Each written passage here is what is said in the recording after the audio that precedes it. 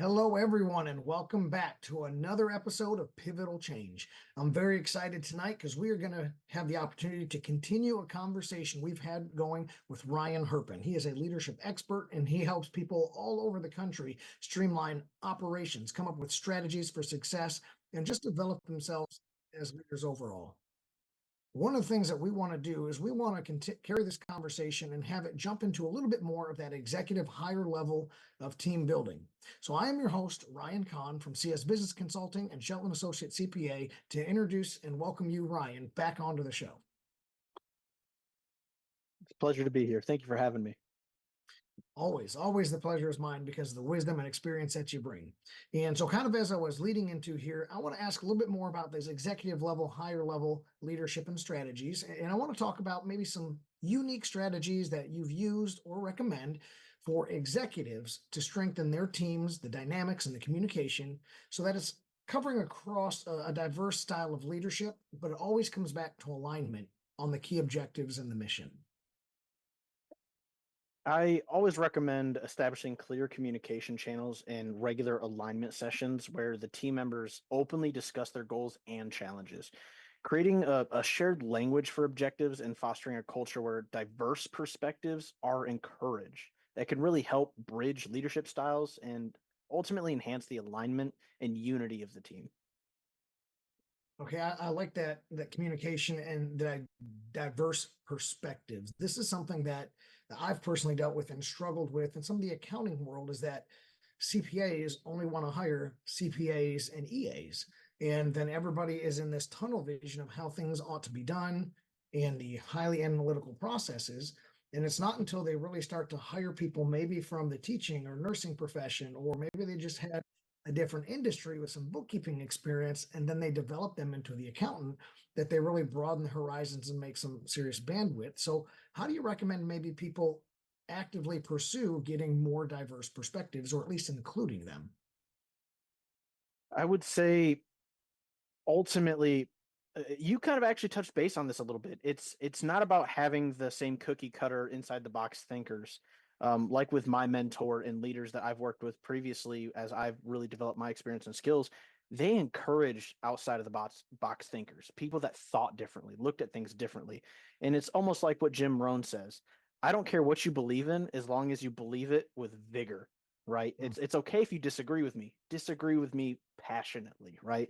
Those different perspectives gives you a full roundabout view, and finding those people can be as simple as asking off the wall questions and getting the response you were not expecting. I like that. I like being open and maybe even anticipating a response you weren't expecting, because we'll kind of have our pre-programming, especially when we get later in life. We're a lot more programmed. So now I'm looking at kind of these executive leaders. If they want to go and actually do like some assessment and kind of address maybe some of the potential gaps that they have in their team strategic capabilities, what are some of the processes or just some of the support that they can do to continuously improve their team, their performance, and filling those gaps? I would start by using performance assessments and like 360-degree feedback to identify those gaps, focusing on key skills needed to achieve the strategic goals. Encourage continuous learning through tailored development plans and investment into mentorship programs. I think that is something that is undervalued a lot, is the purposeful mentorship, right? And then ultimately regularly reviewing the team's progress can really ensure you just stay on the same track. I love that answer. I want to take that phrase, I want to pull a phrase out: purposeful mentorship. Mentorship is one of my 5 M's. I harp on it all the time, but that word purposeful, that really brings another category to it, because you can try to mentor people all the time and maybe it's just robotic and automatic, or maybe it doesn't fit the person.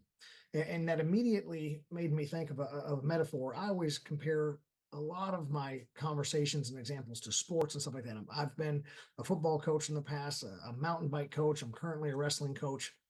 And I just think about athletes who need to be mentored and grown.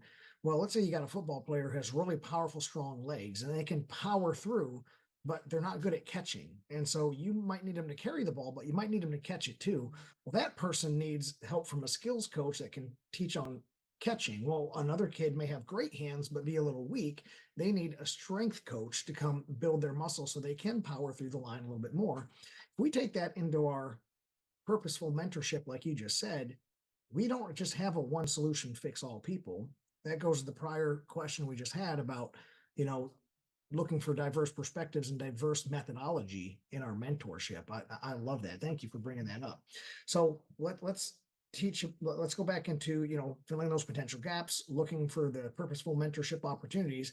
And now let's talk about maybe some best approaches that you've used or that you commonly recommend. There's one thing that we want to do is we're building our team, we're mentoring our people. We want to build resilience so that we don't just blow over every time there's a breeze or a piece of friction, but we also want to build adaptability. So if we're looking at our executive teams who've got to kind of be a little bit of the cornerstone, the pillars, they got to be adaptable, but they can't just waffle to every change or whim that comes along. So how do you build that resilience and balance it with adaptability, especially if there's organizational change or industry change going on? So one thing that you're going to see that, well, I'm sure you've already noticed that I talk about a lot is that open communication, because it applies across the board to pretty much everything. But building resilience really begins with that open communication, as well as preparation for change. You have to encourage your team to view challenges as opportunities to innovate, and then foster the adaptability by promoting agile decision making. Training in stress management and scenario planning also strengthens the team's ability to stay resilient under that pressure. Ooh, I like that a lot. I like the adaptability, when to stay resilient. You know, that as you were talking, it made me think a little bit more about Thomas Jefferson. He has a quote that I'll probably butcher, but it effectively says this. It says, when it comes to fashion, flow with the river and with the changing of the stream. When it Mm. comes to integrity and ethics, stand like the rock in the river, right? And so you're looking at an assessment from your executive team saying, hey, is this something that we need to be the pillar on? Is this something that we don't need to budge here? Or is this change an opportunity to innovate? And if you're doing those assessments and you have the open lines of communication, hey, boss, here's some change that's coming up. Hey, peer, here's some change that's coming up. Do we need to adapt? Or do we need to push through this change? Some type of market disruption that's just a phase? Or is it something that we need to grab a hold of and ride with profitability? So yeah, that internal assessment, I think, is kind of what I'm hearing you echo in a lot of what you're saying. Let me expand a little bit more on open communication. How frequent or casual should some of the open communication be? And I want to ask this in a two-pronged question. One, amongst the executive team themselves, and then two, subordinates coming up to the executive team with opportunity. So, although there should be a defined line between camaraderie and professionalism, I think it's valuable to assess what really applies per the business and the relationships that are there, because that open communication has to be available, but it can't be unprofessional.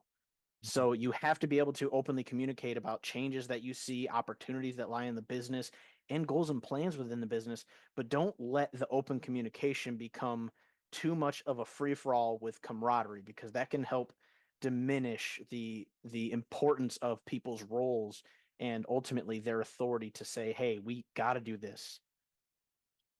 I got that. You don't want to sacrifice, like you said, too much camaraderie. You want to build camaraderie, but there has to be a divide. Tell me how you feel about this statement. I've said this in a couple capacities, and one of it is in the leadership capacity, is that you need to be friendly, but not friends. So you can always have that warm association, but we can't be the drinking buddies after work because the lines will get blurred. You'll approach me with something. You'll get your feelings hurt when I have to make a hard decision that may not be in your favor, and we blur those lines. And so that we want to build camaraderie, but not just have us be straight up comrades, right? And so I really like your assessment of that situation. Let me ask you this last question before we cut to break, but it goes along the same lines. So again, if you're recommending something to executive teams, cultivating a balance between assertive leadership, like, hey, here we go, we got to get this stuff done, and then the collaborative decision making, kind of like we said, amongst the teams and maybe subordinates.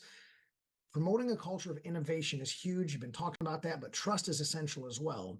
So how do you balance that? Hey, we've got to be assertive and just move versus let's collaborate, make this decision and not lose that trust or that innovation assertiveness. So this one can be looked at from a few different ways, but I like to, when I really put all things to consider, encourage leaders to assert their ideas while actively listening to the team's input. We have to ensure that every voice is heard in the decision making process. This balance of assertiveness and collaboration fuels that innovation and really does build trust. And as each team member feels respected and valued, it's going to help shape that company's direction. I like that a lot. Every voice has to be heard. I think when we don't allow people to be heard, we get a lot of that bitterness maybe, and a lot of that negativity starts to foster up and even dwell inside you for a while.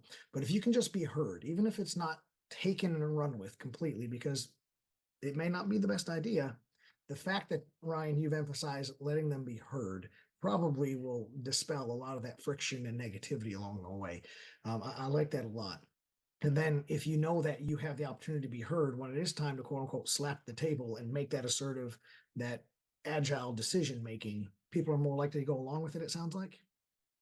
Yeah, it's less likely that you're going to have somebody with hurt feelings or feel personally attacked. It's I mean, it's just like parenting.